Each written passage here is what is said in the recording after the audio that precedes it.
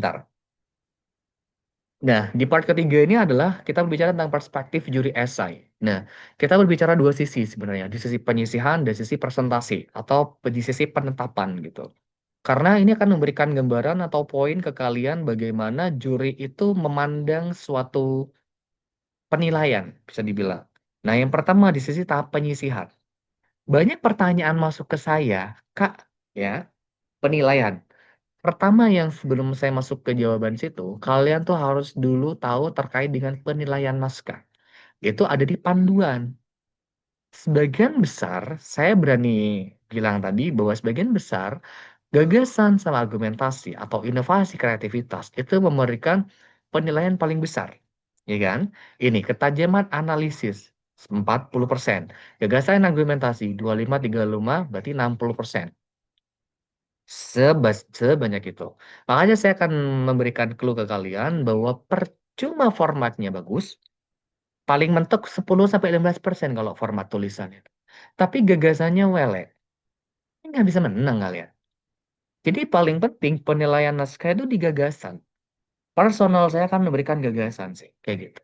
Yang kedua, kalau kalian tanya, Kak, apakah juri itu melihat detail ya? Saya akan berani bilang enggak. Apalagi naskahnya banyak yang dinilai. Enggak semuanya. Kita akan melihat dari sisi judul dan di sisi skemanya. Sebagian besar itu. Sebagian besar itu yang dilihat. Karena kadang panitia tuh nggak ngotak ngasih waktu ke kita. Kayak kemarin itu, 200 200 naskah. 200, hampir 250 naskah. Saya dikasih 2 hari. Gila emang panitianya. Berarti oke lah ya. Untung saya bisa sebenarnya. Itu sampai cari tuh. Karena saya terbiasa ya. Selama hidup saya mungkin sudah nilai 10.000 naskah lebih. Selama hidup saya itu kayak ngerti dah screening mata sendiri tuh kayak oke, jelek, jelek gitu. Makanya saya kalau ngasih ngasih nilai itu jelek ya. 40-30 tuh ada yang ngasih 15 gitu. Paling mentok-mentok 65, 70 gitu. Kalau udah bagus banget tuh 65, 60-an tuh udah bagus sebenarnya bagi saya gitu. Karena penilaian naskah itu menjadi gerbang pertama kalian gitu. Jadi umumnya seperti itu. Jadi kalian tuh pahami bahwa gagasan sama argumentasi itu akan memberikan kesan paling besar gitu. Ya, yang kedua, gagasan ya sesuaikan sama tema sama subtema udah jelas ya tadi saya pernah mention. Kalau bisa harus buatkan gambaran dan skema gagasan ya. Kerapian tulisan sama tipografi itu juga penting sebenarnya walaupun secara ya persentase tidak besar ya. Jangan lebih dari jumlah halaman. Jujur kadang ada beberapa yang lebih dari jumlah halaman itu kadang ada punishment.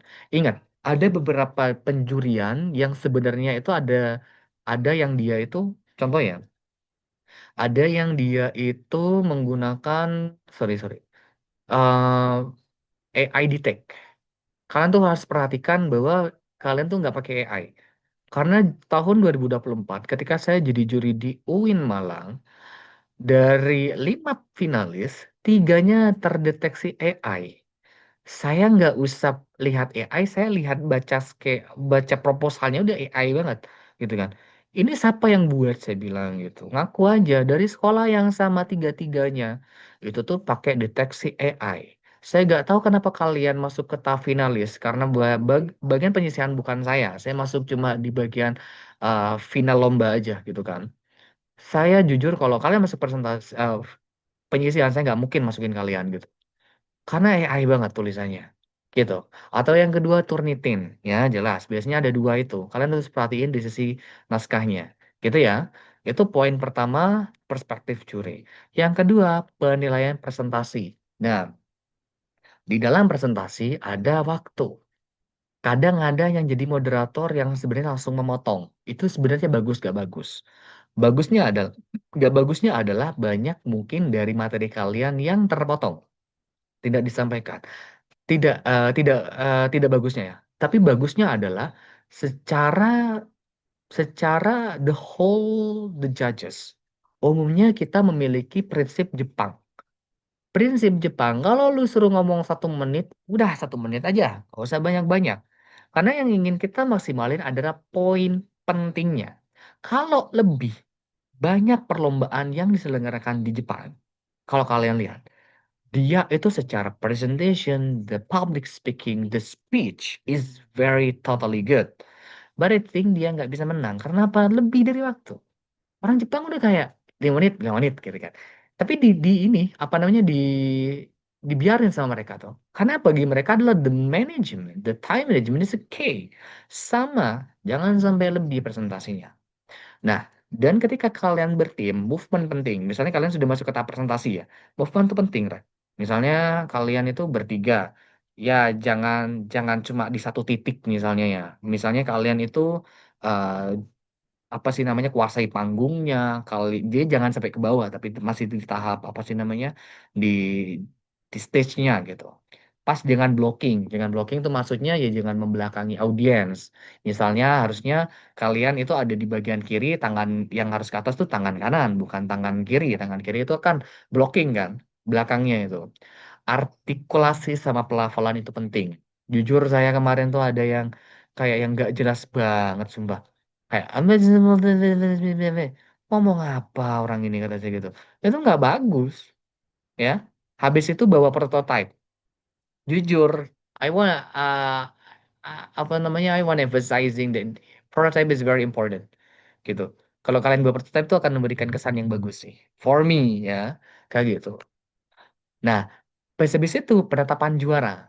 Nah, di penetapan juara, Mas, penetapan juara ini sebenarnya seperti apa sih gitu ya? eh, di balik meja, meja juri sebenarnya ada dua poin sebenarnya. Ada yang tidak ada musyawarah, ada yang ada musyawarah. Ada yang mutlak, ada yang deliberasi kita bilangnya. Yang mutlak ya udah sih diserahin sama apa namanya diserahin sama panitia. Ada tabulasi bisa dibilang ya. Apa namanya perekapan ya. Tabulation atau rekap nilai. Ya udah yang paling tinggi atau bisa dibilang victory point ya bisa dibilangnya. Yang paling tinggi itu ada yang menang. Tapi umumnya saya tuh deliberasi. Ada namanya bisa sidang sidang apa ya sidang pemutusan gitu pemutusan juara kadang kita masih deliberasi loh ada jujur tahun lalu saya tuh pernah jadi juri di UM saya buka aja sekarang saya pernah jadi juri di UM gitu kan itu tuh sebenarnya anak ini juara dua harusnya but when talking about that competition we always talking about how to decrease our ego ngurangin ego itu penting. Ternyata yang juara dua itu tuh anak UM juga. Yang juara satu anak UM juga. Gitu kan ya. Yang juara tiga itu anak anak mana gue lupa. Anak UNES kalau nggak salah. Yang juara empat itu anak mana gitu. Nah, tapi setelah dibedah lagi, saya tuh ngasih yang juara dua yang harusnya juara dua itu kecil. Tapi juri satunya tinggi gitu kan. Karena itu kan secara total ya, secara total keseluruhan gitu. Tapi kita berbicara politik juga kayak gini. Gak bisa bu, kata saya bilang gitu kan. Gak bisa bu kita juara satu dua dari UN. Dikeroyok sama anak-anak kita. Dan saya tidak sepakat kalau yang juara dua itu juara dua. Lihatlah tadi kita bandingkan gitu. Dipecah lagi, dibedah lagi tuh. Gak cocok. Ada juri satu yang sebenarnya dia tuh doktor. Dosen doktor. Yang dari, saya lupa dari mana beliau. Hukum mungkin tidak ngerti nih pola-pola mekanisme saintek gitu kan. Jadi why dia memberikan nilai yang tinggi. Saya kasih gambaran. Ya juri-juri bareng saya tuh profesor, doktor ya. Saya masih sarjana loh. Jangan salah. Tapi saya berani ngomong karena nggak sesuai gitu kok. Habis itu poin pertama yang harus saya bilang bahwa saya tidak sepakat juara dua itu juara dua. Karena apa? Secara the whole ide dan juga dan yang lainnya tuh kayaknya nggak bisa, Bu. Dan yang kedua, we're talking about the politics. Kan bisa kita juara satu duanya dari kampus yang sama. Ini reputasi kita perlu dipertanyakan nanti. Apalagi ini bentuknya presentasinya the apa namanya open publik gitu. Jadi semuanya bisa lihat, the finalisanya bisa lihat. Dan bisa dilihat lain yang juara dua itu presentasinya bagus tapi idenya nggak bisa kita toleransi gitu. Gitu sih saya bilangnya. Jadi penetapan juara itu penuh dengan polemik juga, jangan salah, jangan salah. Saya sering gitu. Ada kemarin tuh misalnya yang secara dekan gitu, ya, wadek gitu misalnya, atau dosennya, Mas nitip ya, yang kampus ini tuh minimal dapat juara tiga. Wah, ada yang kayak gitu. Jangan salah yang kayak gitu. Tapi saya nggak pernah. menetapkan macam-macam ya gitu tuh. Saya masih tetap berdiri tegak gitu kayak yang nggak bisa bu kayak gini. Kalau jelek ya jelek gitu.